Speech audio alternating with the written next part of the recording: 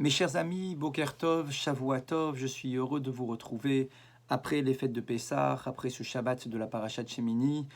Malgré le confinement qui se prolonge, bien évidemment, nous avons le devoir de maintenir nos cours, de diffuser de plus en plus de Torah parce que nous en avons besoin dans cette période particulièrement douloureuse, particulièrement difficile, que nos valeurs, que nos repères soient bien clairs et que nous puissions nous investir de plus en plus à travers nos cours de Torah. Donc merci de reprendre vos habitudes, merci de nous continuer à nous suivre pour nos cours de Torah. Je vous rappelle que vous avez la possibilité aussi tout au long de la journée de lire les Teilim. Vous avez toujours le lien qui apparaît en bas de la vidéo. Ça y est, on a lu tout un sefer entier des Teilim, les 150 Teilim ont déjà été lus. Nous sommes maintenant sur un deuxième cycle. N'hésitez pas, il suffit de quelques instants, quelques minutes. Vous cliquez sur l'application et vous avez un Teilim qui se présente directement à vous.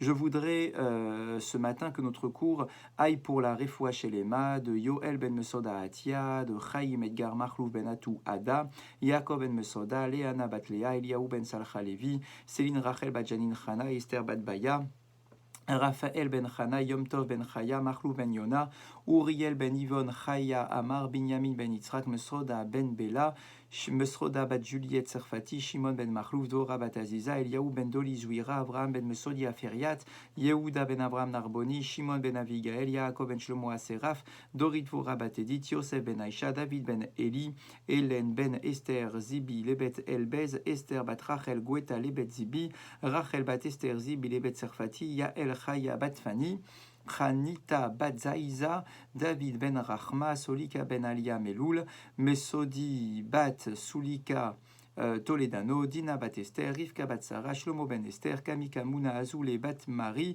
Moshe ben Mordechai, Raphaël ben Chana, Evelyn bat Rivka, Myriam bat Chaya, Pinchas ben Chai Baruch Koskas, Denise ben bat Olga, Eliaou ben Marcel Maïssa, Sarah bat Sultana Altit, Michael ben Shmuel Altit, David ben Zora Wanounou, Avram ben Sultana ben Chamou et son épouse Mesoda, Dora Tamar bat Madeleine, Michael Dadoun, Shimon ben Saada, Chana bat Alia, Shlomo, Serge, Moshe, Tibi, Maurice, Ménaché, Jacqueline, Esther, Yael, bat Rivka, Esther, bat Shifra, Dov, ben Esther, Shlomo, ben Myriam, Yoel, ben Mesoda, le Dayan Yirya de Boul, Saadia, ben Esther, Eliaou, ben Zara, Thierry, Shlomo, ben Liliane Fortuné, Rahma, Ruth, bat Lisette, Esther, André, ben Shabbat, David, ben Chana, Laurent Korchia, Yehuda, ben Simon, Chaim, Dov, ben Victoria. Que l'on apprenne de bonnes nouvelles pour tous ces malades, Be'ezrat Hashem. Et je voudrais également que ce cours soit dédié pour l'élévation de l'âme de Chaim, Yaakov, Ben Esther, Lydia, Isti, Shalom, Ben Yehuda, Ganem, Meyer, Chai, Ben Abraham, Cohen, Zora, Georgette Bat Esther, Félix Adani, Ben Emma, Simcha, Yosef, Ben Chana, Flak, Marcel, Mesrod, Ben Simi, Zouira, Rose, Bat Simcha, Yehuda, Ben Penina, Elise, Ben Chana, Ben Shimoun, Yosef, Ben Shalom, Aaron, Ben Sulika, Nina, Bat Kati, Matili, Arlebet Politi, Léa, Rivka, Bat Rachel, Henri, Aaron, Ben Raphaël, Matatia, Chai, Victor, Ben Yakuta, Roger, Chai, Barou, Ben Avram, Koskas, Yehuda, Baralia, Avram, Ben David, Esther, Pinchas, Ben Shemuel, Cohen, Mesrod, Ben Mimoun, Vejoar, Yitzhak Cohen ben Rachel, Rav Reuven Mesrod ben Esther Hamou, Yosef ben Esther Tebol, Mordechai ben Chana Asoulin, Claudine Hamsa, Michal bat Simcha, Arlet bat Lea Samama, Yolan Nejma Alimi, Shlomo ben David Aseraf, Shalom ben Yosef, Yitzhak ben Lezer, André Allegria bat Julia Biton, Harry Henri Chaim ben Simcha Perez, Simon Perez, Rivka bat Elise, Eliaou ben Marlouf Cohen Saban, Simi bat Sete, Sarah Rosette bat Dana, Myriam Batalia et Rabbi Eliaou Lashkar. Que ces paroles de Torah aillent pour l'élévation de toutes ces Neshamot. Nous avons ce matin un passage de la Gemara de Ta'anit qui nous est proposé, qui est bien évidemment une source de raisonnement. Simplement, ce n'est pas forcément à prendre au pied de la lettre. Bien évidemment, je vous rappelle que tous les enseignements de nos Chachamim sont là pour ouvrir des voies de réflexion, pour que l'on puisse accompagner et agrémenter notre système et notre lien avec Akadosh Baruch Hu ou avec différents thèmes de la Torah. Ici, on nous raconte une histoire. Rabbi Mani, Haya Lomet Torah Mipif chez le Rabbi Yitzhak ben Eliashiv. On nous raconte l'histoire d'un Rav qui s'appelait Rabbi Mani. Rabbi Mani étudiait au Beth Amidrash, comme à l'époque c'était la façon de faire au quotidien. Donc Rabbi Mani étudiait au Beth Amidrash et il était l'élève de Rabbi Yitzhak ben Eliashiv. Pa'amachat, Amar Rabbi Mani les rabbos. Un jour, Rabbi Mani était perturbé. Il arrive au Beth Midrash, mais il n'était pas bien. Il n'arrivait pas à étudier convenablement, et donc il se tourne vers son Rav Rabbi Yitzhak, et il lui dit Ha'ashirim shel mishpachat rotni metzarim oti migaim alay. Il dit j'ai un problème avec ma belle famille. J'ai un problème avec ma belle famille parce que c'est une famille qui est très riche. Et du coup, vis-à-vis de moi, ils ont un comportement un peu supérieur, un peu hautain, et c'est très gênant pour moi. Vraiment, ça me désole. Et voilà, il faut que j'en parle à quelqu'un. Vous êtes mon rave, je viens vous en parler, et j'ai un problème avec cela. Amar Rabbi Yitzhak, Imken, Yuaniim. Alors Rabbi Yitzhak se dit, si tu veux, je peux faire une prière pour t'aider. Tu me dis que tu as un problème avec ta belle famille parce qu'ils sont trop riches. Je peux faire une prière pour demander à Kadosh Baruch Hu qu'il soit pauvre. Est-ce que c'est ce que tu désires? Rabbi Mani dit, oui, je veux bien, j'accepte votre proposition. S'ils peuvent me laisser un peu tranquille et ne pas avoir cette supériorité vis-à-vis de moi, je veux bien. Areni mevakesh me'Hashem sheyardu menichsehem. Il dit, regarde, je peux demander à Kadosh Baruch Hu qu'ils deviennent pauvres, ils vont être pauvres, et donc du coup, ils n'auront plus ce sentiment d'orgueil et cette manifestation d'orgueil à ton égard. Achen kachera. Rabbi Mani donc confirme, et c'est ce qui s'est passé. Rabbi Yitzhak se tourne vers Akadosh Baruch Hu, il prie, il demande à Akadosh Baruch Hu de déshériter en quelque sorte la belle famille de Rabbi Mani, et Hem Yu Aniim. Et c'est ce qui s'est passé, ils sont devenus pauvres. Bien. Le'acharzman Chazar ve'amar les rabbos. Quelques jours plus tard, Rabbi Mani est toujours au Beth Midrash, et son Rav, Rabbi Yitzhak, s'aperçoit qu'il n'est toujours pas concentré dans son étude. Il n'est pas bien, il le sent préoccupé. Il va le voir. Rabbi, Kaet Shem Aniim, Hem enam notnim li manoar vedorshim she'afarnesem. Rabbi Mani se tourne vers son Rav et lui dit oui, effectivement, je ne suis pas à l'aise en ce moment, je n'arrive pas à me concentrer et à étudier convenablement. Il dit pourquoi? Il dit j'ai un problème avec ma belle famille. T'as un problème avec ta belle famille? Mais pourquoi t'as un problème avec ta belle famille? Demande son Rav.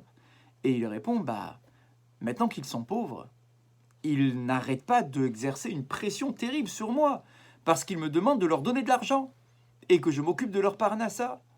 Et donc ça ne me convient pas. Ils sont toute la journée en train de me demander de m'occuper d'eux. Je n'y arrive pas.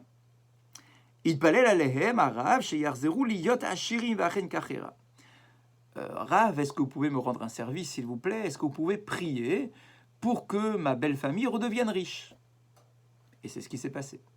Le Rav écoute son élève, il exauce la demande, la prière de son élève, il prie, et ils redeviennent riches. Bon. Mais pas Macheret, Amar Rabbi Mani, les Rabbi Yitzhak ben Eliashiv. Ishti ena yafa, ulvichach ena mekubelet alay. Un jour, à nouveau, Rabbi Mani est au Beth Midrash, il n'est pas bien, il est préoccupé. Rabbi Yitzhak s'aperçoit que son élève n'est pas bien. Il va le voir, il dit mais qu'est-ce qui se passe? Je te sens préoccupé, tu n'arrives pas à étudier. Est-ce que tu veux m'en parler? Oui, Rav, je voudrais vous en parler. J'ai un problème avec mon épouse. Elle n'est pas si belle que ça. Elle ne trouve plus grâce à mes yeux. Et voilà, ça me préoccupe, je ne suis pas bien, je ne sais pas quoi faire avec elle, rester avec elle, me séparer d'elle, mais ça ne serait pas juste. Mais d'un autre côté, son physique me déplaît terriblement actuellement, je ne peux pas rester avec elle. Je ne suis pas bien, Rav, j'arrive pas à étudier convenablement ma Torah. Et donc, je suis préoccupé. Amarlo Rabo, Mashema, Amarlo Chana. Son Rav lui pose la question. Elle lui dit je comprends, c'est très préoccupant ton histoire. Quel est le prénom de ton épouse? Et il lui répond, elle s'appelle Chana. Itpalel la Rav, Titiape Chana. Alors le Rav, qui voit que son élève est très préoccupé, se tourne vers Akadosh Baruch Hu et dit Hachem, Titiape Chana, que Chana devienne belle, qu'elle soit la plus belle des femmes aux yeux de son mari. Ve'acheni tiapata. Et c'est effectivement ce qui s'est passé. Chana est devenue belle. Léa Charzman Chazar ve'amar les rabbos. Quelques jours plus tard, voilà que Rabbi Mani au Beth Midrash n'est toujours pas serein. Son Rav s'en aperçoit, il se tourne vers lui en lui demandant « Mais qu'est-ce qui se passe? Est-ce que tu as un problème avec ta belle famille? Non, tout va bien avec ma belle famille, Dieu merci. Est-ce que tu as un problème avec ton épouse? » Il dit « Bah oui. » « Ah oui? Mais quoi, ma prière n'a pas fonctionné? Est-ce qu'elle n'est pas devenue belle? » Et Rabbi Mani de répondre « Bah oui, elle est devenue très belle. Mais le problème, c'est que maintenant, c'est moi qui suis laid aux yeux de mon épouse. Elle est trop belle. » Et du coup, ça colle plus non plus entre nous. Mais chez Yafa Meod, elle est trop jolie, elle est trop belle. Et le Shalom Baït n'est pas là. Amarava, Imken, et Palesh Tazor Lechiura, Ve'achen Kachara. Il dit, si tu veux, je peux faire une prière pour qu'elle s'enlaidisse et qu'elle redevienne comme elle était avant. Est-ce que c'est ce que tu souhaites?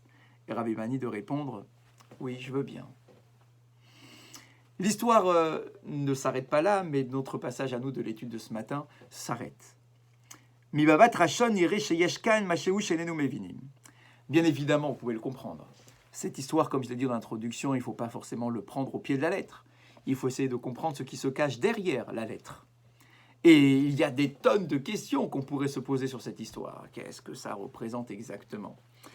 Aravazé aya baal kohar tefila madim. En tout cas, ce qui est certain, c'est que ce Rabbi Yitzhak, a priori, a une force de prière qui est assez impressionnante, puisqu'à chaque fois qu'il demande quelque chose, Dieu exauce sa prière. Donc ça, c'est déjà une chose importante, qu'on sait de par ailleurs que la prière est une arme incroyable qui est entre nos mains, ou plutôt dans nos bouches, et que nous devons absolument l'employer, l'utiliser. Akadosh Baruch Hu attend la prière des tzadikim, Akadosh Baruch Hu attend la prière de son peuple. Donc dans ces périodes de confinement, dans ces périodes difficiles, douloureuses, où il y a énormément de maladies, énormément de décès, ne jamais oublier de prier, ne pas désespérer de la prière, ça c'est déjà bien évidemment la première leçon. Ça c'est certain.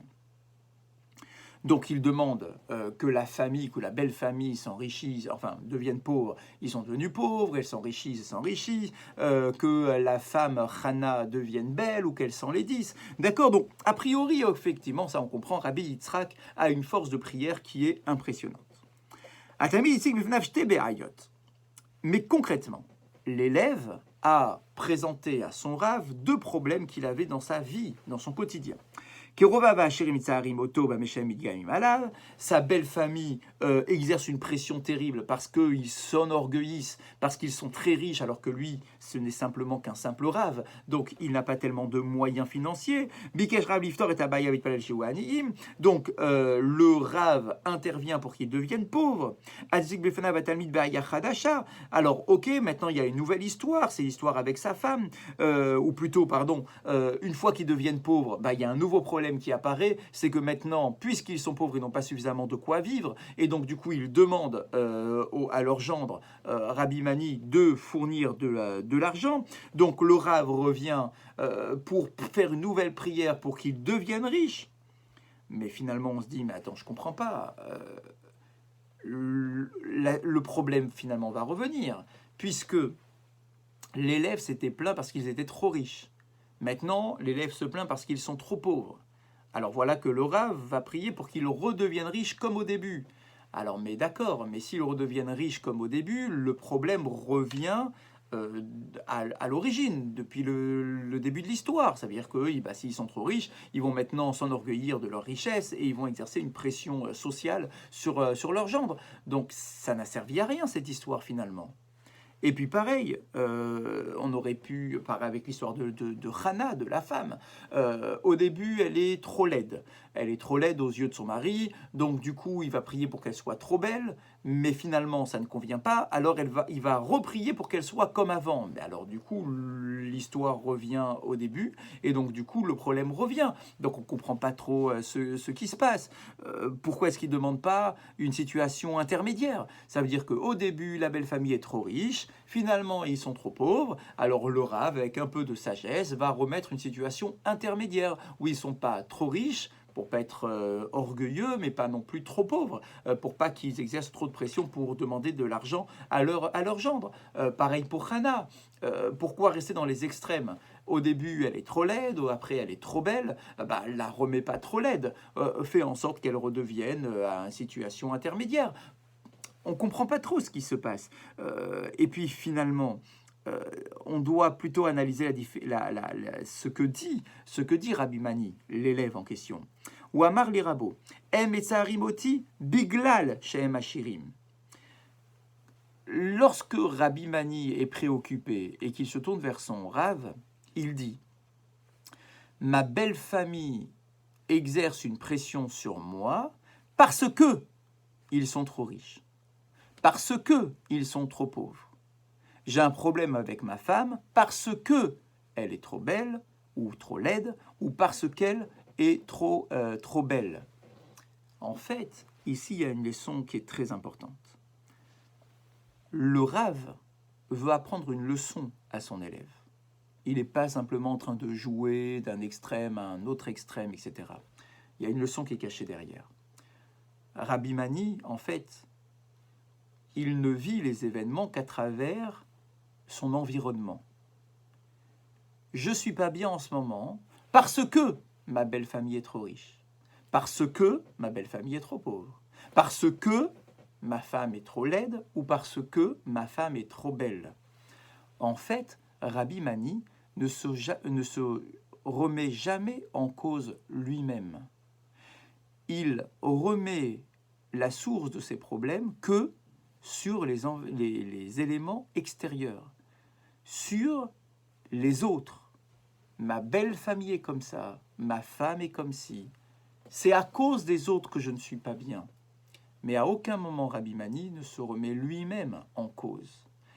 Et donc son Rav lui fait comprendre que, regarde, je peux te mettre dans une situation, je peux te mettre dans une autre situation, mais si toi, tu ne te remets jamais en cause, alors il y aura toujours les mêmes problèmes qui vont revenir. Un jour, ils sont trop riches, tu vas dire, ah oui, non, mais c'est parce qu'ils sont trop riches. Un jour, ils sont trop pauvres, tu vas dire, ah non, mais c'est parce qu'ils sont trop pauvres. Mais est-ce que toi, tu te remets en cause? Est-ce que toi, tu analyses ta situation? Comment est-ce que toi, tu te positionnes dans tel ou tel événement? En fait, les événements extérieurs ne sont jamais ni positifs ni négatifs, parce qu'il peut toujours y avoir du bien et du mal dans toutes les situations. Ils sont trop riches? Bah oui, ça peut être une source de mal. Ils sont trop pauvres? Ça peut être aussi une source de mal. En fait, les événements qui sont autour de nous, nous disent nos maîtres, ne sont que des événements qui sont neutres. Ils sont jamais bien, ils sont jamais mauvais. Tout dépend de comment est-ce que moi, je vis l'événement.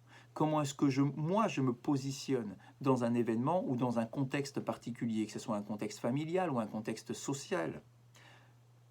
Ma belle famille est trop riche, d'accord. Mais comment toi, est-ce que tu positionnes par rapport à cette richesse? Comment est-ce que toi, tu vis cet événement? Parce que concrètement, tu peux vivre mal l'événement, qu'il soit riche, mais même s'ils sont pauvres, tu peux te sentir mal. Ça ne dépend pas de ce qui est autour de toi, la façon dont toi tu te sens.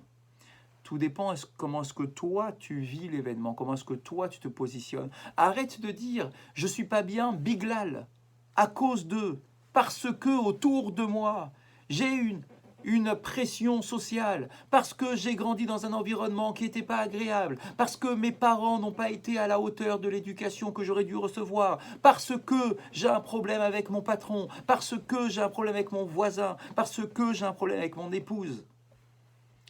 Arrête de dire biglal. Peut-être que c'est tout simplement toi qui dois être modifié et non pas les éléments qui sont autour de toi. Ça veut dire que la Torah nous demande finalement d'être en mesure, et c'est extrêmement difficile, c'est vrai, il est toujours plus facile de remettre la source de ces problèmes sur les épaules des autres. Et c'est beaucoup plus difficile, effectivement, de se remettre soi-même en cause et de se positionner différemment à travers un événement pour en sortir grandi. Bah là aussi, dans notre quotidien en ce moment, depuis un mois, nous sommes enfermés. On pourrait se dire, bah, je ne suis pas bien. Pourquoi tu n'es pas bien? Parce que je suis enfermé. Parce qu'il y a tel ou tel malheur qui se répand sur la société ou dans le monde. Oui, c'est vrai, bien évidemment, ce n'est simple pour personne. Mais peut-être qu'on pourrait aussi se dire, bah, comment est-ce que moi, je peux me positionner à travers cet événement? Qu'est-ce que je peux tirer de cet événement? Comment je peux grandir malgré tout à travers cet événement qui est particulièrement difficile? Et donc, bien évidemment, le Rav Yitzhak ici, c'est pas simplement un Rav qui va faire une prière d'un sens et dans l'autre sens quelques minutes après.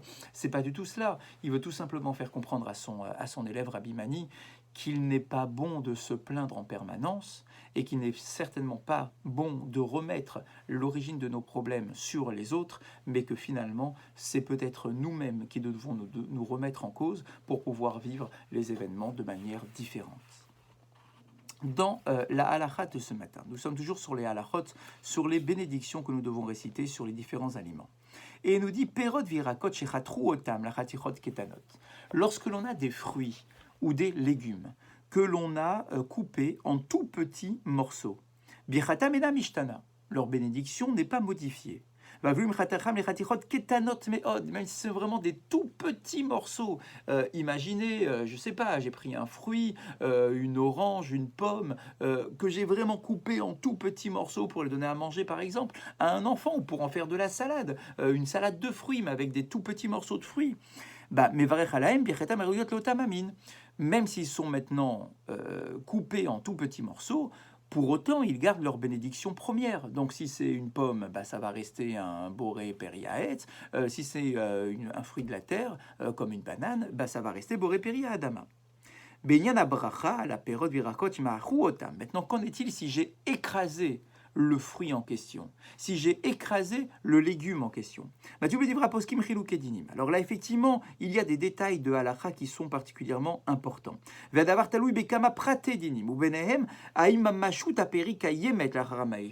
question première est de savoir, est-ce que la mamashut, est-ce que la matière première du fruit, on arrive à la déceler, on arrive à la ressentir, malgré le fait que l'on ait écrasé les fruits? Katav HaShulchan Aruch, le Shulchan Aruch écrit, prend un cas concret. Tmarim, des dattes. Imaginez, vous avez des dattes qui sont bien molles, vous avez pris une fourchette ou même un mixeur et vous avez mixé les dattes. On a retiré les noyaux et on a vraiment fait une pâte de dattes. Lo nishtanet birkatam. Le Shulchan Aruch nous dit explicitement, la bracha reste la même. Ça veut dire que c'est, quand je mange une date, je fais la bracha de boré periaet, eh bien, si cette date-là est mixée, elle est totalement écrasée, elle reste boré periaet de la même façon. Katava Mishnah Bora, le Mishnah Bora écrit, Sheken, de la même façon, Adim betapuré adama. Il dit, on a exactement le même digne pour les pommes de terre. Chez Me'achan vasamem Issa, si j'ai fait de la purée, une véritable purée maison. J'ai pris de la pomme de terre, j'ai fait bouillir la pomme de terre, j'ai écrasé, j'ai mixé ma pomme de terre. Eh bien, dit le Mishnah Brura, il dit la particularité d'une pomme de terre ou d'une date, c'est que ce sont des aliments épais. C'est-à-dire que même lorsque je les mixe, il reste toujours la matière première, c'est-à-dire je sens des morceaux de pommes de terre, je sens des morceaux de dattes. C'est pour cette raison que pour les pommes de terre comme pour les dattes, même s'ils sont mixés et écrasés, je maintiendrai la bracha première, donc soit boré periaet si c'est de la date, soit boré peria adama pour une purée de pommes de terre. Passez une très bonne journée.